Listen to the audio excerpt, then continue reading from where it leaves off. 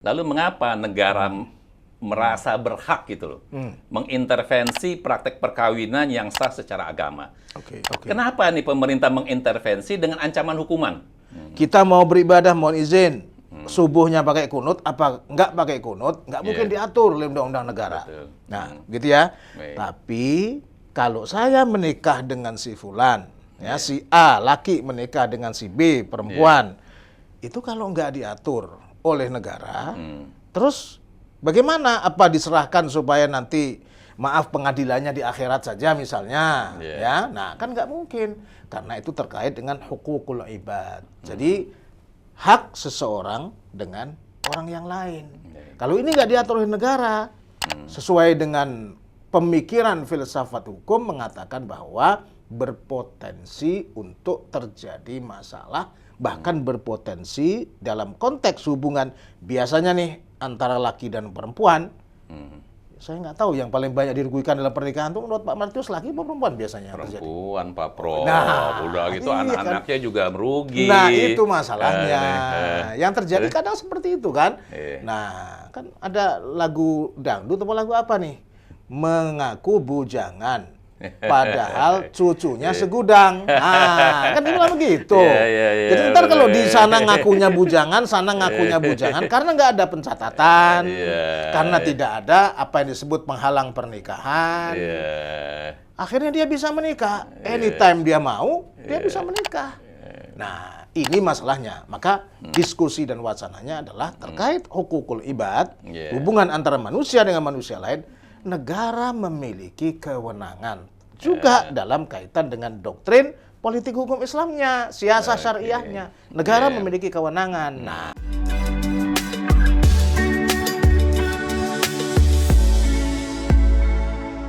Assalamualaikum warahmatullahi wabarakatuh. Selamat siang, salam sejahtera buat kita semua. Jumpa lagi dengan Podcast 9, sebuah podcast yang digagas oleh 9 alumni Fakultas Hukum Universitas Indonesia yang mengangkat, mengupas, mendiskusikan berbagai hal menyangkut hukum dan demokrasi, serta hal-hal yang aktual di masyarakat secara bertanggung jawab dengan narasumber yang berkompeten, terbuka, dan tidak memihak. Seperti yang senantiasa kami sampaikan, tegakkan hukum dan berikan keadilan. Saya Martius Sarjana Hukum Magister Kenotariatan, alumni Fakultas Hukum Universitas Indonesia sebagai host. Dan telah hadir di studio Podcast 9 saat ini Bapak Profesor J.M. Muslimin, MA PhD, sebagai narasumber kita yang pada siang hari ini. Selamat siang Pak Prof. selamat siang Pak Martius. Ya, alhamdulillah. Terima Sehat kasih selalu Pak ya. Prof nih sudah bisa hadir. Dan juga Pak Prof ya. Di sini kita sebelum saya masuk kepada Taufik, saya ingin memperkenalkan Pak Prof terlebih dahulu. Oh ya, boleh. Oke, biar lebih terkenal. Baiklah, Profesor J.M. Muslimin adalah beliau seorang guru besar ilmu politik hukum Islam UIN Syarif Hidayatullah. Beliau lahir di Bojonegoro tanggal 12 Agustus 1968, menempuh pendidikan di beberapa pesantren di kawasan Bojonegoro, Jombang, dan Kediri, juga Ponorogo. Kemudian meneruskan juga di Pondok Modern Darussalam Gontor, Ponorogo, Jawa Timur. Beliau sarjana S1 dari UIN Hidayatullah saat sekarang, atau zaman dulunya IAIN, Syarif Hidayatullah, Jakarta. Master S2-nya berasal dari Rijks Universiteit di Universitas Leiden. Dan Dr. S3-nya dari Universitas Hamburg di Jerman. Begitu Pak Prof ya? Oh iya, betul. Dan saat ini beliau sebagai guru besar di Universitas UIN Syarif Hidayatullah, Jakarta. Baiklah Bapak Ibu dan sekalian, ya, topik yang akan kita angkat nanti yaitu berupa, atau kita akan membahas, yaitu benarkah nikah siri dan poligami itu dapat dipidana? Betul nggak sih Pak Prof? Kok ada ini kondisi di masyarakat seperti ini? Baiklah, sebenarnya kita ketahui bahwa di masyarakat terjadi ada isu, Pak Prof. Isu yang namanya nikah siri dan poligami. Apalagi terkait dengan KUHP terbaru kita. Oh ya, betul. Di mana di situ ada pasal 402, 403, dan 404 yang membahas tentang perkawinan yang tidak dicatatkan nih Pak Prof. Meskipun nikah siri itu tidak disebutkan secara tekstual, secara eksplisit, tetapi implisitnya itu adalah nikahnya tidak tercatat. Baik. Kan baik. begitu? Ya, ya, ya. Nah, baik. Nah, sekarang kita akan diskusi ya Pak Prof ya. Ya, ya. Kalau demikian nih Pak Prof, apakah pembaharuan KUHP itu benar-benar mencerminkan nilai hukum hidup atau living law masyarakat Indonesia, atau justru memaksakan moral negara gitu Pak Prof? Oke. Gimana nih Pak Prof oke. kira? Ya. Saya lebih senang melihat masalah ini jangan hanya dengan kacamata yuridis, tapi kita memperluas dengan kacamata sosiologis juga. Baik. Itu artinya bukan hanya soal perdebatan normativitasnya saja, tetapi juga perdebatan soal applicability-nya, Baik. penerapannya, kemudian juga sisi-sisi lain yang bersifat kemasyarakatan. Nah, kalau kita lihat dari dua sisi, ya pada dasarnya norma ini sudah ideal sebenarnya. Secara norma ini sudah ideal.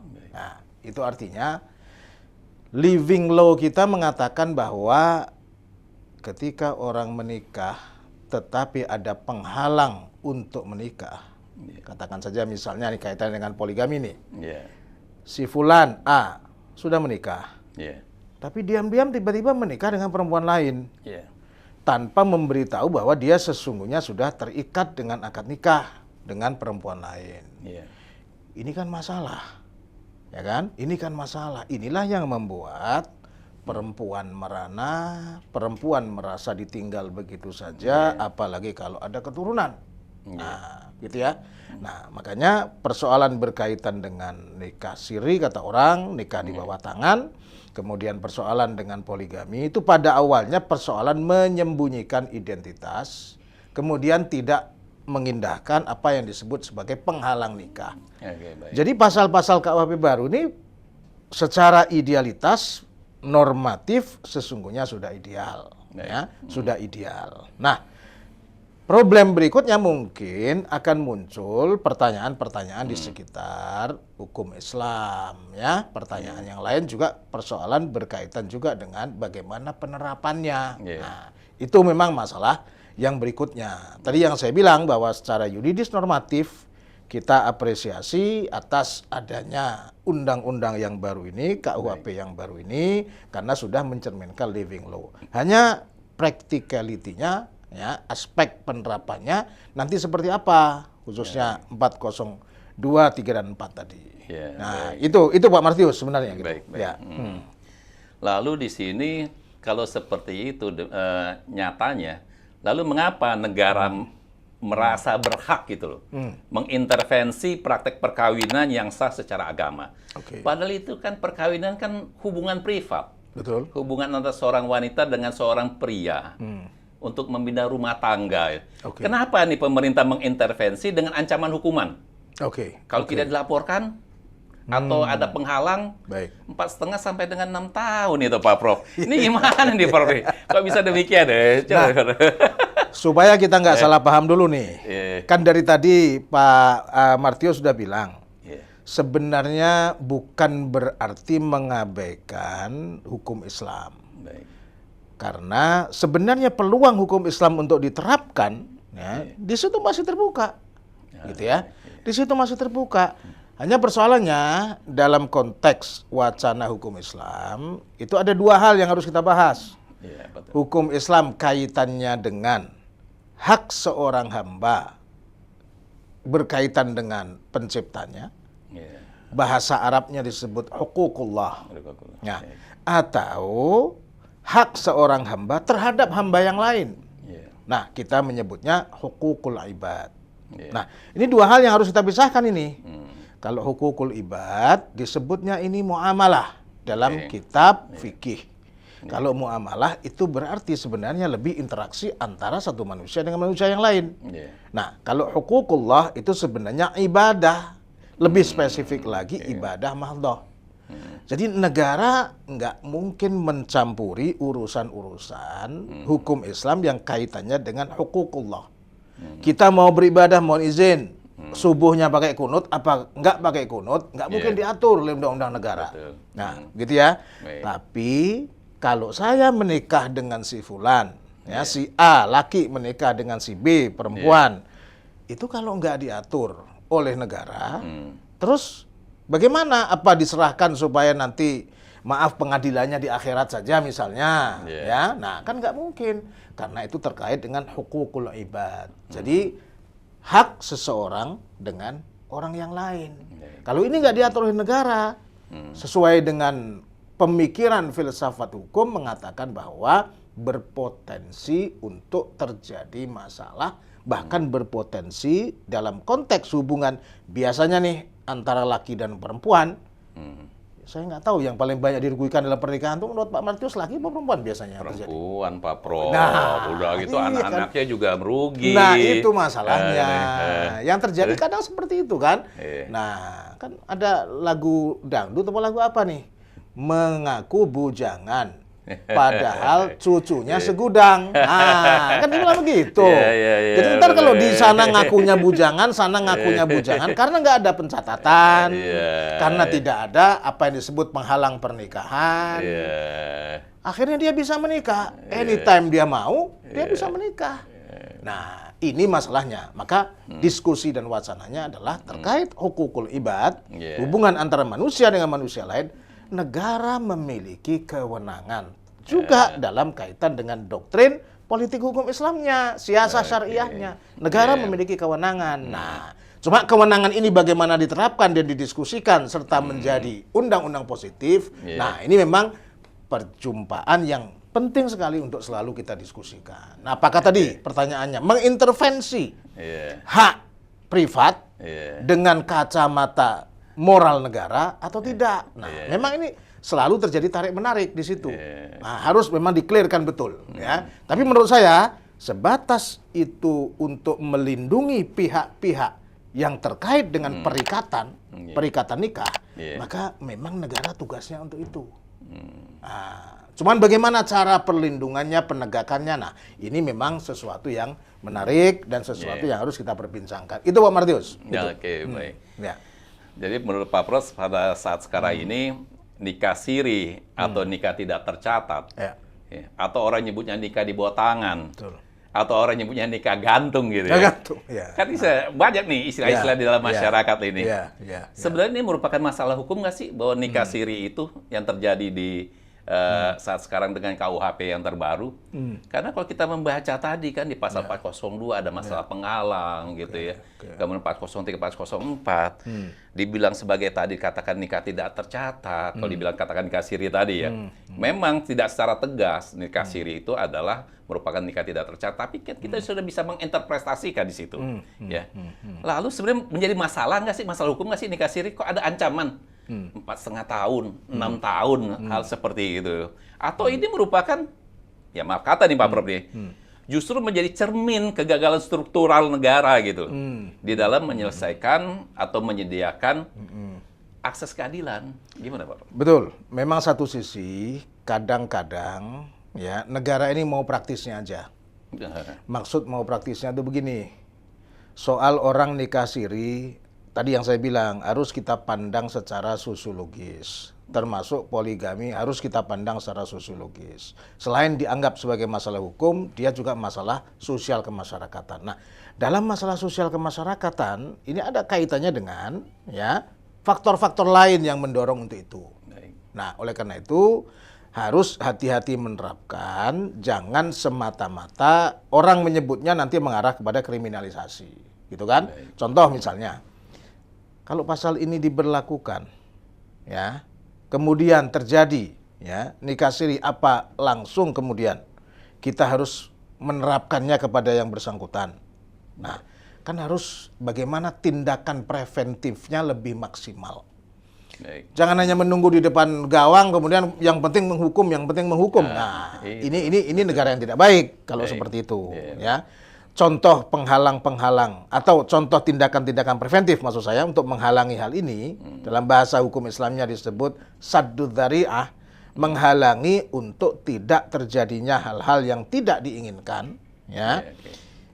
Ya, bagaimana caranya supaya terdapat persamaan derajat hak antara laki dengan perempuan dalam keluarga. Nah, ini kan perlu dimunculkan kesadaran itu.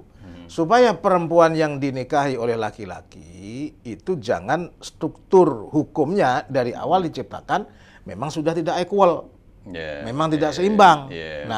Akibat yang terjadi adalah dominasi laki-lakinya terlalu besar, sehingga laki-lakinya memiliki kewenangan yang seenaknya. Nah, maka pendidikan terhadap perempuan harus diperhatikan, ya. Akses keadilan kepada perempuan harus diperhatikan, ya. Jangan sudah jatuh tertimpa tangga juga nih. Maksudnya bagaimana? Sehari-harinya nggak diperhatikan dan tidak ada kebijakan afirmatif untuk itu. Tapi undang-undangnya mengatakan, ya, sedemikian rupa. Nah, akibatnya undang-undang ini seperti bernafsu hanya untuk mengkriminalkan saja. Nah, kan nggak bisa seperti itu. Nah, maka harus ada pemberdayaan dalam sektor-sektor yang terkait kenapa terjadi pernikahan di bawah tangan tadi, kenapa juga terjadi mudah orang untuk melakukan poligami tanpa memberitahu yang sesungguhnya, identitas sipil yang sesungguhnya. Nah, jadi ini saling terkait sebenarnya. Jadi jangan asumsinya hanya semata-mata menghukum, mempidanakan. Nah, kalau itu asumsi dari Kitab Undang-Undang Hukum Pidana baru ini khususnya pasal-pasal yang berkaitan dengan ini, maka nanti mudah sekali orang mengatakan ini pretensi atau kecenderungannya hanya kriminalisasi, bukan mencari solusi masyarakat atau solusi sosial yang baik. Nah, ini yang harus kita perbincangkan lebih jauh. Gitu Pak Martius. Tadi kan terasa nih sepertinya ada pengetatan hukum nih. Ya, terlihat seperti itu yang kacamata saya nih.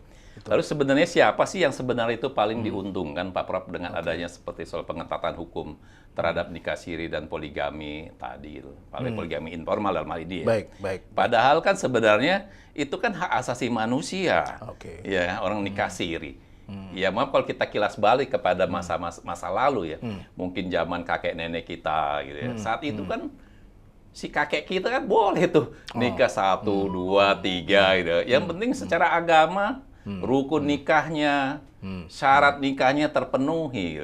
Nah, sekarang kan kelihatan kalau lihat pasal KUHP yang terbaru ini, seolah kan ketat sekali ini terkait dengan nikah siri. Seolah-olah hukum negara berada di atas hukum agama. Bagaimana nih? Siapa yang diuntungkan dalam hal ini, Pak Prof? Ya, ini yang pinter yang bertanya nih kelihatannya nih. Jadi sulit pertanyaan. Jadi begini. Pertama ada beberapa idiom yang bagus-bagus tadi. Apakah hukum negara di atas hukum agama? Satu ya. Nah, yang kedua, apakah ini tidak mengkebiri hak asasi? Nah, coba kita klarifikasi dulu nih, ya. Ini persoalan penting dalam diskusi tentang hukum. Itu memang core discussion, ya. Itu adalah core discourse, nah, wacana yang utama. Nah, pertama, hukum negara di atas hukum agama. Dalam konteks apa dulu? Nah, tadi sudah kita terangkan ini. Dalam kaitan dengan interrelasi atau relasi antara manusia dengan manusia lain, warga negara dengan warga negara lain, tentu negara punya hak untuk mengatur. Nah, karena ini bukan semata-mata persoalan agama dalam tanda petik murni agama. Karena ada kaitannya dengan hak antara satu warga negara dengan warga negara yang lain. Nah, itu ya. Oleh karenanya, dalam konteks yang seperti ini kita tidak memandang satu hierarki, tapi memandang kebersamaan sebenarnya, satu level. Nah, bahkan sumber hukum kita sudah mengakui ada 3 sumber hukum di Indonesia nih, yang bersama-sama hidup. Ada hukum Islam, ada hukum adat, ada hukum barat. Nah, kalau pertanyaannya di mana hierarki di antara undang-undang ini, dalam kasus apa dulu harus kita pilih dan kita pilih? Dalam banyak kasus justru terjadi ketiga-tiganya hidup secara bersamaan. Nah, contoh seperti hukum perkawinan. Hukum perkawinan, adat dan kebiasaan berjalan. Sasrahan, peminangan, ya, kemudian pada saat upacara-upacara pernikahan, gitu kan? Itu semuanya berjalan. Mempelainya kadang-kadang memakai baju adat. Nah, kan? Pada saat yang sama, mempelainya harus akad nikah di depan Pak Penghulu. Pada saat akad nikah di depan Pak Penghulu, kan membaca syahadat. Akad nikah biasanya dalam madhab sesuai dengan madhab Syafi'i. Dalam hukum Islam, Imam Syafi'i. Hukum Islamnya juga berjalan. Nah, hukum barat, tradisi baratnya berjalan, petugas pencatat pernikahan harus mengadministrasikan. Baik. Asalnya dulu juga dipertentangkan ini. Masa nikah harus tercatat? Ini bukan kaitannya dengan agama, kan begitu kira-kira. Iya, itu yang pasal 2 ayat 2 itu, Pak. Kita lihat Undang-Undang Perkawinan kan nomor 1 tahun 74. Betul. Pasal 2 ayat 1 menyatakan bahwa perkawinan seagama atau sekeyakinan. Tapi begitu ayat 2-nya, perkawinan itu mesti dicatat gitu. Apa itu? Nah, makanya tadi saya bilang, alangkah kita memandangnya harus mengatakan alangkah harmonisnya kalau ternyata ketiga-tiganya bisa berjalan bersama dalam satu kasus hukum, dalam satu peristiwa hukum. Peristiwa pernikahan, adatnya berjalan, administrasi hukum dalam tanda petik hukum seperti hukum barat berjalan, ya. Pada saat yang sama akad nikahnya berjalan sesuai dengan hukum Islam. Ini tiga-tiganya langsung nih. Nah, itulah Indonesia. Sehingga Indonesia ini jangan orang selalu bertanya, kami orang beragama tidak mengakui negara kebangsaan. Nah, ini kan terjadi di mana-mana nih seperti itu. Sehingga kami merasa negara agama lah yang harusnya ada, bukan negara kebangsaan. Mas, diskusi kados mekaten menika sudah diskusi jadul untuk konteks Indonesia. Karena Indonesia ini pada dasarnya ormas besarnya Nahdlatul Ulama Muhammadiyah, organisasi kemahasiswaannya, Himpunan Mahasiswa Islam, PMII Muhammadiyah, semua sudah mengakui istilah kita adalah ada sisi keindonesiaan, ada sisi kebangsaan, ada sisi kemodernan. Ini bisa berjalan satu tarikan nafas nih. Nah, itulah luar biasanya Indonesia. Ini sumbangsih untuk masyarakat Muslim pada saat yang sama. Contoh untuk masyarakat modern. Nah, jadi pertanyaan yang berat tadi sebenarnya memang jawabannya harus panjang juga. Karena pertanyaan yang berat ya. Makanya apakah ini mengkebiri hak asasi? Apakah juga tadi kaitannya dengan mendistorsi atau mendominasi atau membawahi hukum agama? Nah, pertanyaan itu harus kita logikakan dalam logika yang lebih bagus dulu supaya terjawab pertanyaan yang berat itu. Makanya letak logika dan filosofi hukumnya ada di situ kaitannya dengan apa yang kita sebut mana hukum yang lebih di atas, mana hierarki yang di bawah. Nah, yang kedua hak asasi manusia nih. Ini berat juga nih. Apakah ini hak asasi orang untuk beragama, menerapkan hukum agama?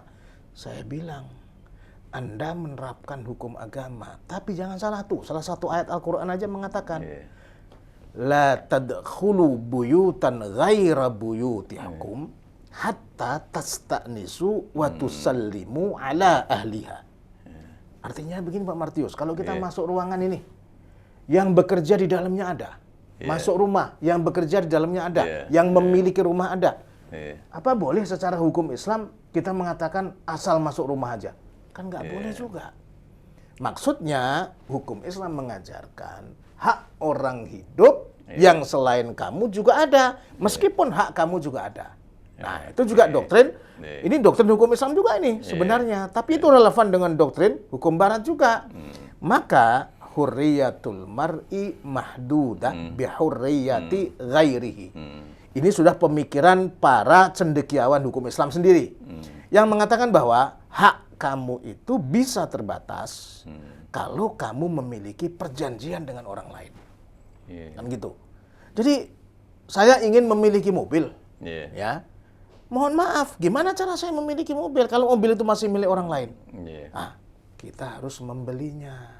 Maka terjadi konsensual antarodin bahasa fikihnya. Di situ baru kita bisa memiliki, kalau yang memiliki mobil itu sudah rela untuk menjualnya kepada kita. Kita pembelinya. Nah, nggak bisa tiba-tiba kita miliki. Harta begitu juga. Nah, mohon maaf, perempuan itu lebih tinggi derajatnya daripada harta nggak? Pasti dong dia manusia kan? Nah, manusia sama pada dasarnya dengan manusia yang lain. Harkat, martabat, dan derajatnya. Kalau kita mau memiliki dalam tanda petik nih perempuan tertentu, masa memiliki mobil aja harus ada administrasinya, ada segala macam kan? Mohon izin, menikah, mau kita menjalin kontrak dengan perempuan, kok nggak mau kita dicatat? Itu kan niatnya sudah kita pertanyakan. Maksud jenengan menikah nggak mau dicatat itu apa? mau seolah-olah menikah, tapi pada saat yang sama mau bebas.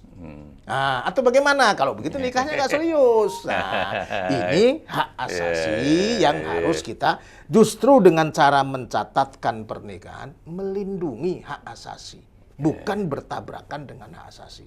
Nah, gitu kira-kira nih Pak Martius ya. Tapi pertanyaan Berarti susah sih, jadi kita jawabnya juga panjang. Kalau itu ada di KUHP yang terbaru ini, Ya. Saya melihatnya jadi seperti quote and quote itu KUHP terbaru itu melindungi posisi perempuan.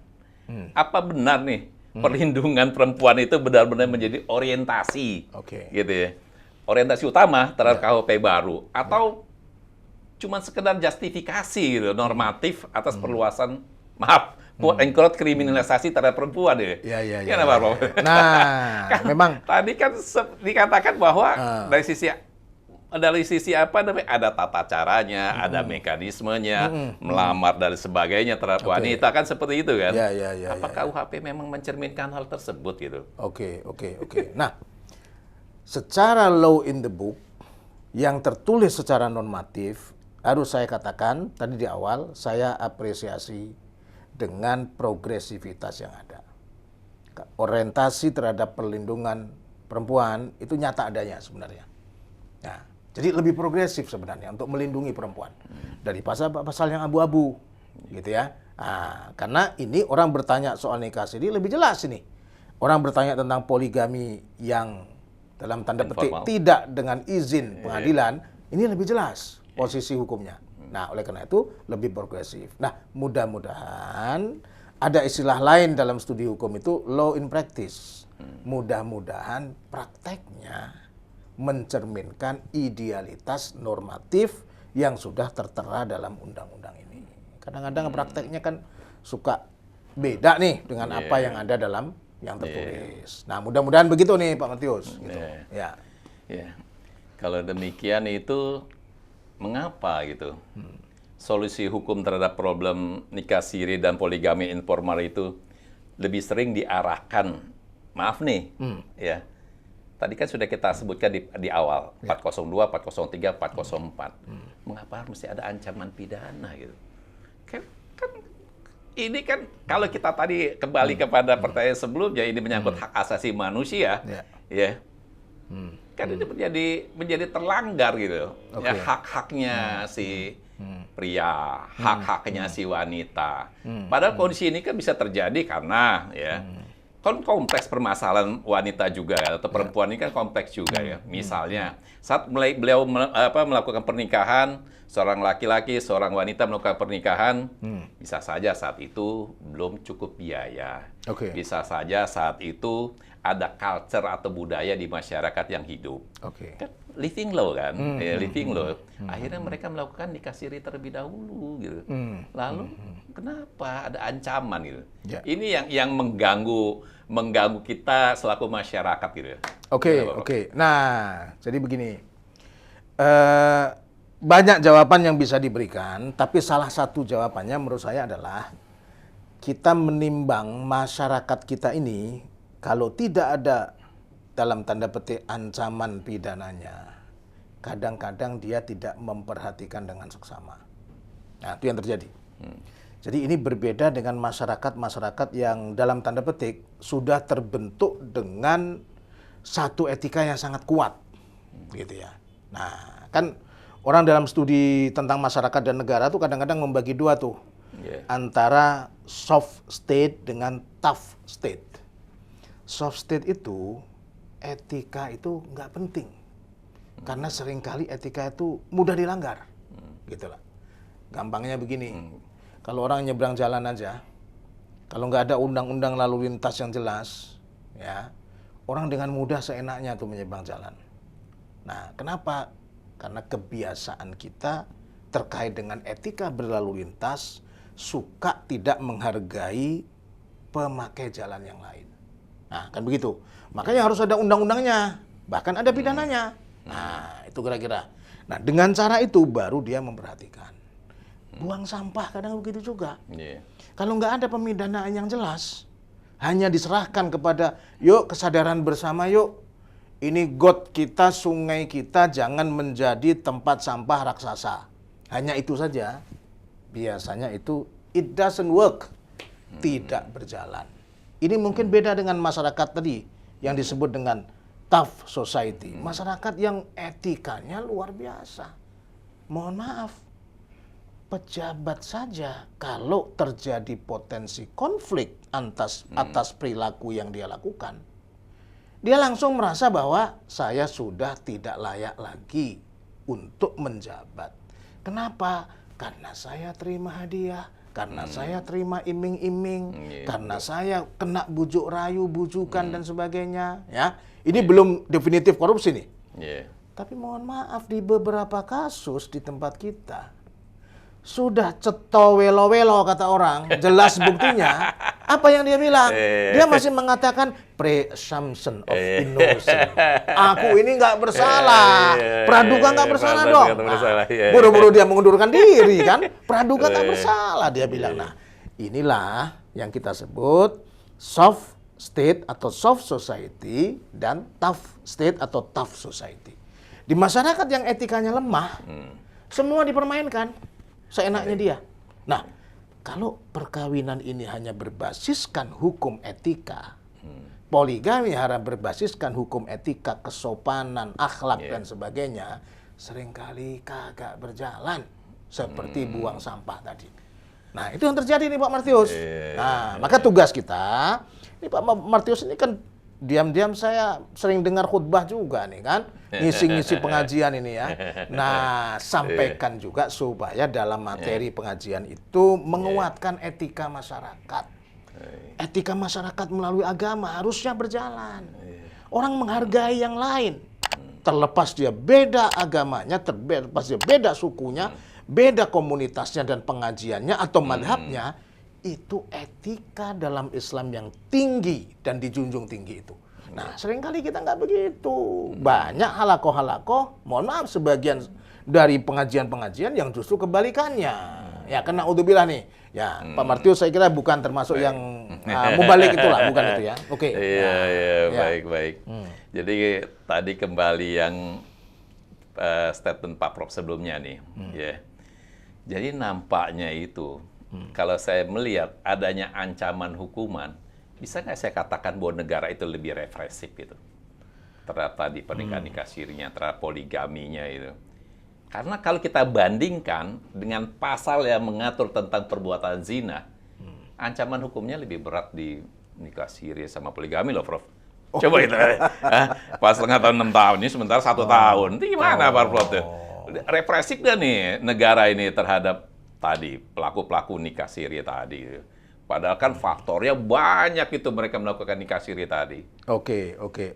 Ya, saya sependapat bahwa pasal tentang zina jika dia lebih ringan hukumannya daripada pasal tentang ya nikah siri atau poligami, maka harus ada rechtfinding baru dari penegak hukum.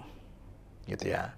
Harus ada reforming baru ya melalui jurisprudensi yang itu ditegakkan oleh para hakim ya di pengadilan. Hakim kan boleh meskipun bunyi pasalnya misalnya 1 tahun, tapi ada pemberatan tertentu kan.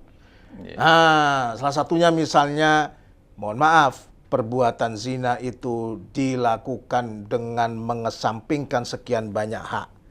Maka akan muncul bukan hanya pasal perzinahan saja itu sebenarnya.